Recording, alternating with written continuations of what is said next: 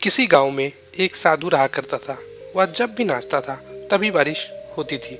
इसलिए गांव के लोगों को जब भी बारिश की जरूरत होती थी तब यह लोग उस साधु के पास जाते और उनसे अनुरोध करते कि वह नाचें, और जब वह नाचने लगते तो बारिश जरूर होती थी।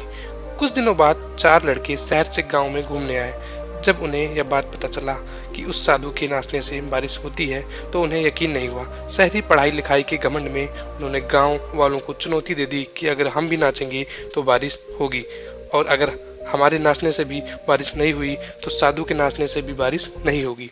अगले दिन सुबह सुबह गांव वाले उन चारों लड़कों को लेकर साधु की कुटिया के पास पहुंचे। गांव वालों ने साधु की सारी बात बताई। फिर उन लड़कों ने नाचना शुरू कर दिया। पहले लड़के ने नाचना शुरू किया, आधा घंटा बीत गया। फिर पहला लड़का थक कर बैठ गया, पर बादल नहीं दिखे। कुछ देर बाद दूसरे लड़के ने नाचना शुरू किया और 1 घंटे बीतते ही वह थक कर बैठ गया। बाकी दोनों लड़कों ने भी ऐसा ही किया, पर बारिश नहीं हुई। अब साधु की बारी थी। उसने नाचना शुरू किया। 1 घंटे बीत गए पर बारिश नहीं हुई। साधु फिर भी नहीं रुका, वह नाचता ही रहा। नाचते नाचते 2 घंटे बीत गए पर बारिश नहीं हुई। 4 घंटे बीत गए पर बारिश नहीं हुई, लेकिन साधु तो रुकने का नाम ही। धीरे धीरे शाम ढलने लगी। तभी बादलों की गड़गड़ाहट सुनाई दी और थोड़ी देर बाद जोरों की बारिश होने लगी। यह देखकर चारों लड़के दंग रह गए और तुरंत साधु से क्षमा मांगी।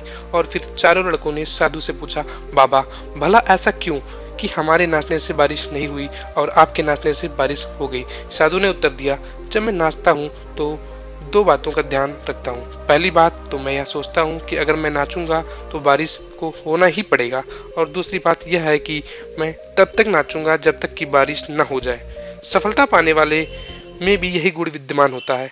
वह जिस काम को भी करते हैं उसमें उन्हें सफल होने का पूरा भरोसा होता है, और वह तब तक उस काम को करते हैं जब तक वह उसमें सफल ना हो जाए। इसलिए अगर हमें सफलता हासिल करनी है तो इस साधु की तरह ही अपने लक्ष्य को प्राप्त करना होगा।